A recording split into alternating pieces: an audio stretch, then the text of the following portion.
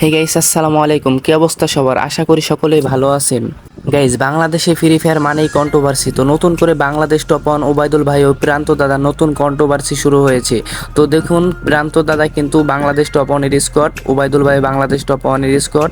তাদের মধ্যে কোনো একটা কন্ট্রোভার্সি লাগবে, সেটা আমরা মোটেও চাইনি। তো দেখে আসি ওবায়দুল ভাই কি বলেছে ভিডিওতে।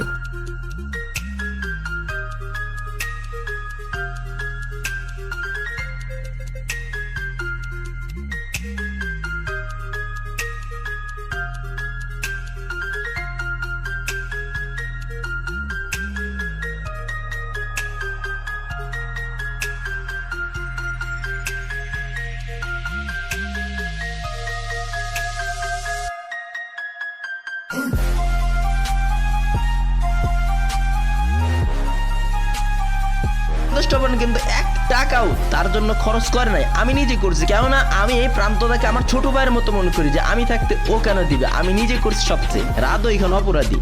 রাত এখানে সরাসরি প্রান্তদাকে বলছে যদি সে তার স্কোরে না খেলে তার সাথে সম্পর্ক ক্লোজ করে দিবে, সে যদি আমার স্কোরে খেলে সে সম্পর্ক ক্লোজ করে দেবে।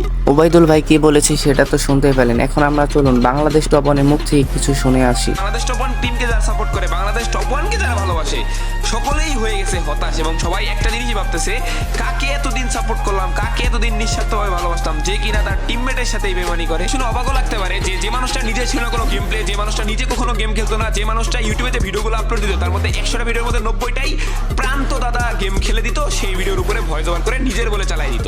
তো গাইজ, বাংলাদেশ টপ ওয়ান বলছে প্রান্ত দাদা যে গেম প্লে দিত ওবায়দুল ভাই সেই গেম প্লে রেকর্ড করে ওবায়দুল ভাইয়ের চ্যানেলে এডিট করে ছাড়তো।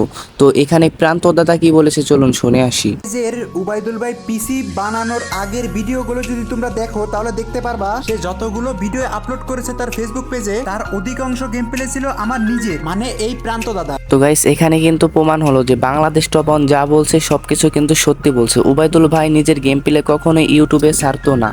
প্রান্ত দাদা গেম খেলে রেকর্ড করে দিত, তাই ওবায়দুল ভাই ওই গেম প্লে এডিট করে তার ইউটিউব এবং ফেসবুক পেজে ছাড়তো। এখানে কিন্তু প্রান্ত দাদা ও বাংলাদেশ টপ ওয়ান কিন্তু কোনো মিথ্যা কথা বলতেছে না। আমরা তাদের ভিডিও দেখে যা বুঝলাম, এখানে ওবায়দুল ভাই বলছে যে প্রান্ত দাদার সব কিছু নাকি ওবায়দুল ভাই কিনে দিছে।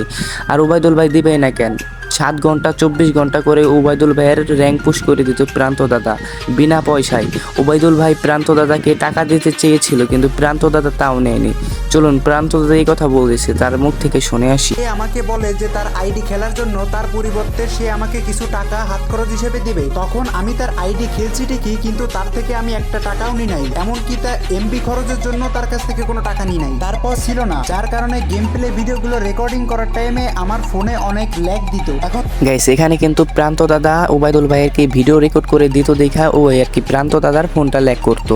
এর জন্য ওবায়দুল ভাই একটা ফোন কিনে দিয়েছে। এখানে কিন্তু আমরা প্রান্ত দাদার কোনো দোষই দেখতেছি না এবং বাংলাদেশ টপ ওয়ানে কোনো দোষই দেখতেছি না।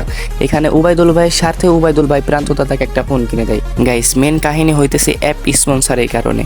1 বছর আগে ওবায়দুল ভাই বাংলাদেশ টপ ওয়ানকে ওবায়দুল ভাইয়ের একটা অ্যাপ স্পন্সার করতে বলে, সেখানে বাংলাদেশ টপ ওয়ান ডাইরেক্ট মানা করে দেয়। কারণ বাংলাদেশ টপ ওয়ান জানে যে ওবায়দুল ভাই এখন স্পন্সর করতে বললে তার টিমমেট আরও আছে, তার টিমমেটরাও এক সময় বলবে। এই জন্য বাংলাদেশ টপ ওয়ান মানা করে দেয়। প্রায় 1 বছর ওবায়দুল ভাইয়ের সাথে বাংলাদেশ টপ ওয়ানের কোনো কথা হয় না। তারপরের বছর মানে 2025 সালে ওবায়দুল ভাই আবার বাংলাদেশ টপ ওয়ানকে বলে। বাংলাদেশ টপ ওয়ান তখন ভাবলো যে 1 বছর আগে যখন আমি বলেছিলাম তখন তো আমার সাথে ওবায়দুল ভাইয়ের আর কোনো কথা হয় নাই, মানে মানা করেছিলাম। তখন এখন আর কি বাংলাদেশ টপ ওয়ান হ্যাঁ বলে যে হ্যাঁ তোমার অ্যাপটা আমি স্পন্সর করবো, তার বিনিময়ে কিছু টাকা দিও। সেক্ষেত্রে ওবায়দুল ভাই রাজি হয়, বাংলাদেশ টপ ওয়ানও রাজি হয়। তার কিছুক্ষণ পরে ওই অ্যাপের নাম ছিল ওবায়দুল ভাই, তার কিছুক্ষণ পরে ওই অ্যাপের নাম হয়ে যায় বিডি টপ ওয়ান। তারপরে রাত ভাই জিজ্ঞেস করে তুমি বিডি টপ ওয়ান কেন দিলা? বিডি টপ ওয়ান তো আমাদের একটা স্কোয়াডের নাম, আমরা এটাতে টুর্নামেন্ট খেলি, র্যাঙ্ক পুশ করি, এটার নাম তো খারাপ করা যাবে না। তখন ওবায়দুল ভাই আর কি রাগ হয়, তখন বাংলাদেশ টপ ওয়ান বলে ভাই এটা আমি করতে পারবো না, বাংলাদেশ টপ ওয়ান মানা করে দেয়। তারপর থেকে মেন ভেজালটা এখান থেকে শুরু হয়। চলো এই কথাটা বাংলাদেশ টপ ওয়ানের মুখ থেকে শুনে আসি।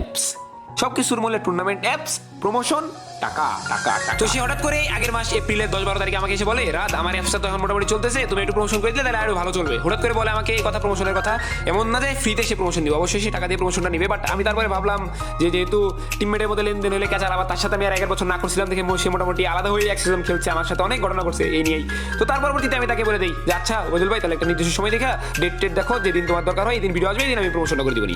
তো তারপরে টুকটাক একটা ডিসকাউন্ট যেটা হোক যা হয়েছে হয়েছে, তার সাথে ডিল হয়েছে। তো ডিল হওয়ার পরে আমি তার ওই অ্যাপসটা প্রমোশন করার জন্য রেডি হয়ে যাই।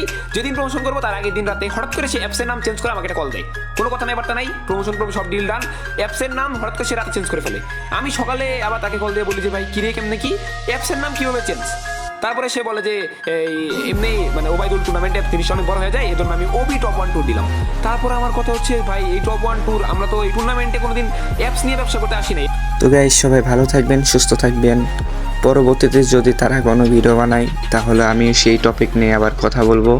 তো সবাই চ্যানেলটা সাবস্ক্রাইব করে দিবেন, আর লাইক করে দিবেন, আর একটা কমেন্ট করে দিবেন যে আপনি কোন দলের সাপোর্টার। তো আল্লাহ হাফেজ।